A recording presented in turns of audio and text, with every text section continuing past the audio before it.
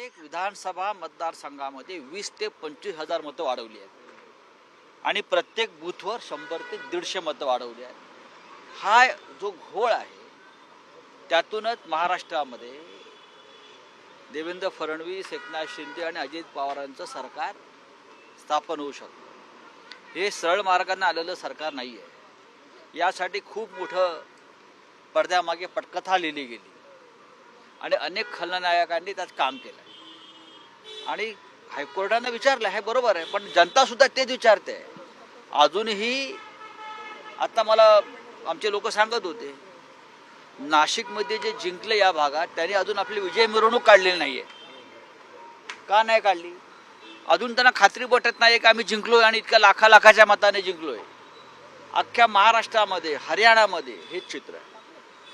प्रश्न बरोबर आहे, हायकोर्टाने प्रश्न विचारला आहे, पण त्या प्रश्नाच्या टोकापर्यंत त्यांनी गेले तरच या देशातल्या लोकशाहीला एक भक्कम आधार मिळेल. आपण ईव्हीएमच्या संदर्भात सातत्याने जे आरोप करत होतात त्याला कुठेतरी एक कायदेशीर अधिष्ठान यामुळे आता मिळालं. कायदेशीर अधिष्ठान प्राप्त झालं तर या देशातील जनतेचा न्याय व्यवस्थेवरचा विश्वास जो घसरत चाललेला आहे तो पुन्हा एकदा विश्वास मजबूत होईल.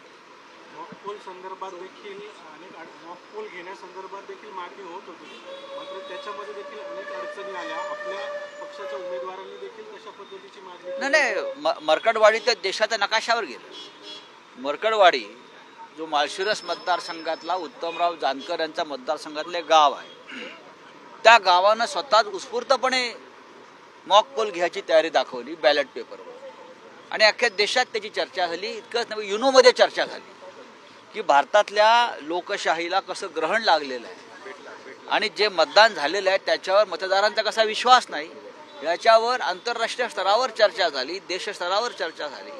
पण निवडणूक आयोगानं मरकटवाडीच्या लोकांना मॉकपोल करू दिलं नाही. 144 कलम लावलं. ते घाबरले, कारण हीच मग लागण अख्ख्या देशात आणि अख्ख्या राज्यात लागेल अशी त्यांना भीती वाटली आणि यांचं बिंग फुटेल हे त्यांना लक्षात आलं.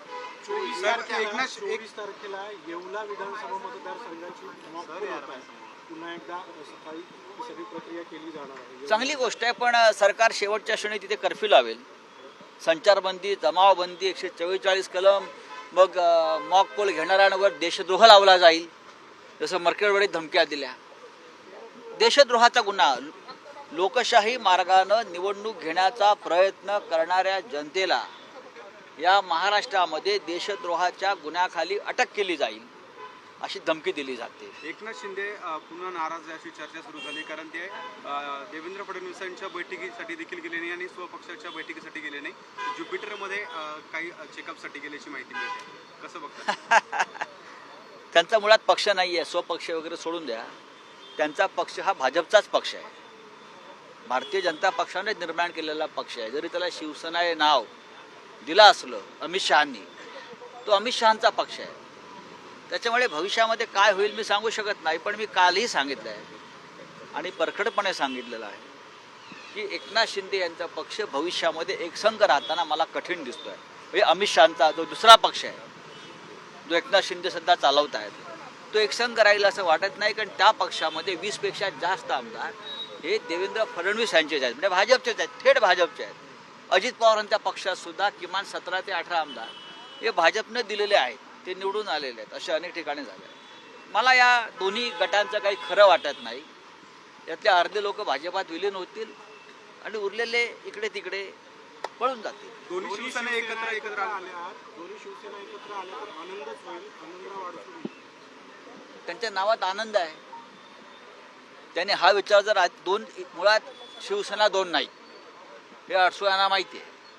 अडसुळांचा जन्म ज्या पक्षात झाला ती शिवसेना आणि ते ज्या पक्षातून पळून दुसऱ्या पक्षात गेली ती शिवसेना नाही. तो अमित शहांचा पक्ष आहे हे सगळ्यांना माहिती आहे. आमची शिवसेना जी बाळासाहेब ठाकरे आहे, माननीय उद्धव ठाकरे आहेत, त्यांची शिवसेना खरी. आम्ही आमच्या जागेवर आहोत. ठीक आहे, त्यांच्या नावात आनंद आहे, त्यांनी आनंद साजरा करावा. आमची सुद्धा तेव्हा इच्छा होती की पक्ष तुटू नये. जे जुने जाणते लोक आहेत पक्षाचे अडसुळांसारखे, त्यांनी तर निदान पक्षाबरोबर मजबूतीनं राहायला हवं होतं. दुर्दैवाने ते निघून गेले आमच्यातून. काय करण्यात दिल्ली चुनाव है उसको लेकर दिल्ली के चुनाव में केजरीवाल की जो पार्टी है, केजरीवाल जी की आम आदमी पार्टी, लोगों का रुझान जो है उनके तरफ मुझे दिखता है। अगर काम के आधार पर हम कुछ देखें तो आम आदमी पार्टी फिर एक बार सत्ता पे आएगी। अब 5 तारीख को मोदी जी का कुंभ स्नान है, ऐसा मैं सुना है। अभी पूरे दिन मोदी जी कुंभ में स्नान करते रहेंगे और 5 तारीख को जो वोटिंग का दिन है तो टीवी चैनल पर मोदी का स्नान दिखाएंगे और उसके बाद कुछ वोट यहाँ वहाँ करेंगे।